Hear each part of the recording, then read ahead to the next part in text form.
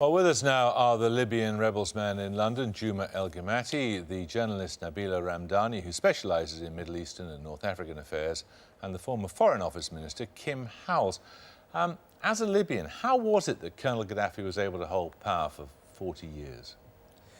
Well, combination of things. The fact that he was heading a country which is very, very wealthy.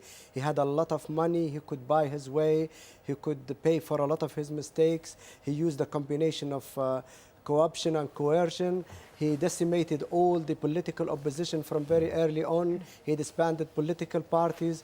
He imprisoned all political critics. And he was very, very brutal, a sheer brutal dictator. Kim Howells, do you now find it embarrassing that your government embraced this man?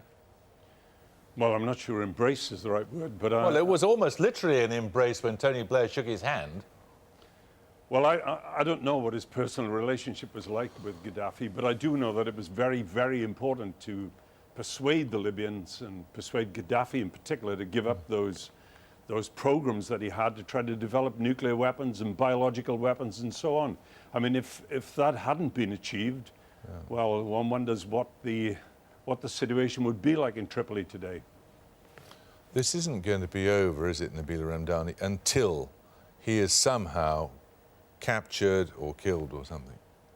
Well, absolutely. He still has a very strong base of loyalists, and we've seen how today, in fact, has captured the incredible drama of the last 6 months. It Hang on a second. You say he's got a very strong base of loyalists. I refer you to the pictures we can see on the wall behind us, which are the scenes of jubilation in the centre of Tripoli tonight. Does that look to you like a bunch of people who are loyal to a dictator?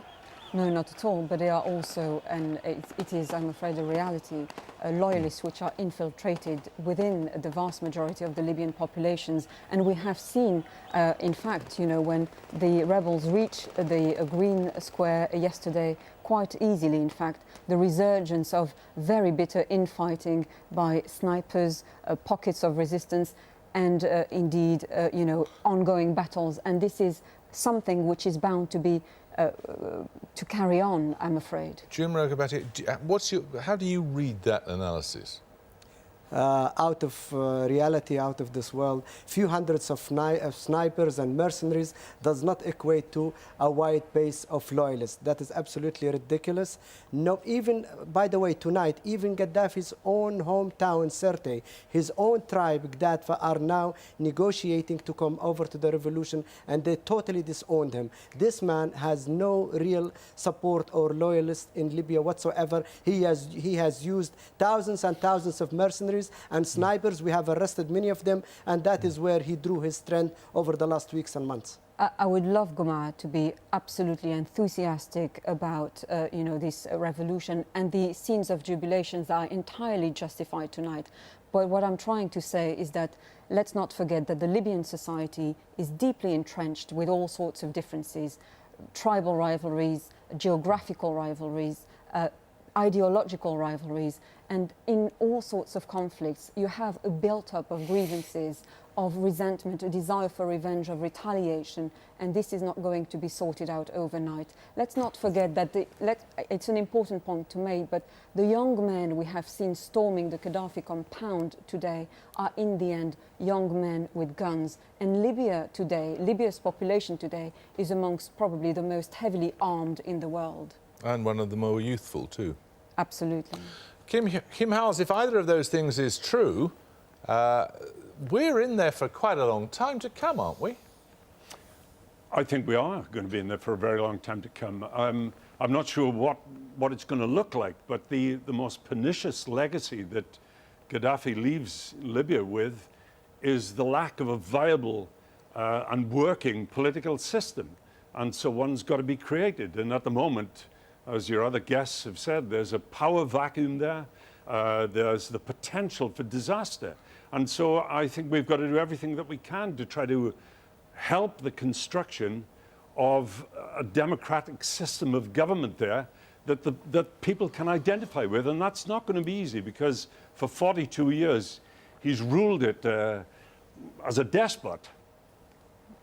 Guma, when you look at the National Transitional Council, Does everybody on it want the same kind of Libya?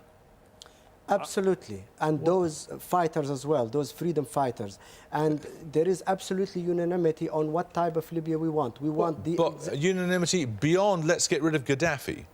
Yes, beyond. We have a vision. We have a clear roadmap. We have the determination. We want exactly the opposite of what Gaddafi stood for over the last 42 years. And by the way, the kind of divisions which Nabila just highlighted, ethnic, ideological, tribal, deep-rooted divisions, I think, you know, she's coming from a neighboring Algeria, but it shows she knows very, very little about Libya. I'm really disappointed and sorry to know that if you are an expert on Libya, you know very, very little. I think whoever pays you for your expertise, they're not getting their money's worth.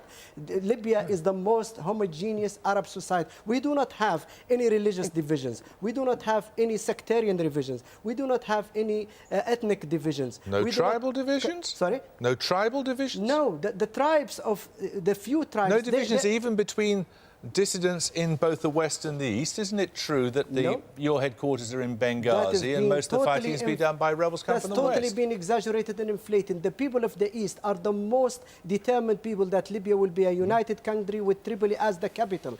Tribes in Libya are a social institution rather than a political institution. Okay. You know, we are not Iraq, we are not Somalia, we are a totally different society. We are homogeneous in North Africa and a Mediterranean society. Let her have a Of course. say. First of all, Guma, with all due respect, your comments towards me are very much a cheap shot, I have to say. And what you have been saying about the composition of the Libyan society exposes your utter ignorance or your denial of Libyan history, I'm afraid to say. Ignorance of my own country. but you're in denial. You are absolutely no, I'm in not denial. in denial. I am a realist. We and I know have exactly. seen the revolution starting in Benghazi in the east of the country. The group which proved to be the most challenging to the Gaddafi regime came from the southwest, and we are already seeing conflicts and all sorts of conflicts between the rebels themselves, people who are fighting on the same side against Gaddafi, saying the southwest, the rebels in the southwest are now claiming to have done most of the fighting and hence should be in charge of the country. They are already vying. There has been no fighting in the southwest. The southwest oil is revenues. Fazan. What are you talking about? There has been no fighting in the southwest as much as in the east and the west and northwest. You're saying that there is no guarantee at all that there will be any kind of amity once Gaddafi is finally got rid of, that it will be very hard to make any kind of political consensus? Absolutely. I think what has undone the Gaddafi regime ultimately is a combination of NATO air power and rebel forces fighting on the ground. And there's no guarantee that the rebels will come to a unanimous decision as to who should run Libya. And let's not forget that ultimately Libya is a fairly recent creation, and there's no guarantee that it will remain a single entity. Kim Howells, it's unarguable that before NATO intervened, the rebels were on the run. That was why NATO intervened. NATO has made this. Does it not have a responsibility somehow to continue to make sure it has a peaceful end? Well, I'm not sure, because the great fashion now, of course, is to ensure that the UN and the Arab League backs everything. I think one of the things that comes out of this Libyan, these extraordinary things going on in Libya, is how useless the Arab League is. I mean, only tell us something new. Well, it's got to be repeated. Only one country, Qatar, sent any planes in to help.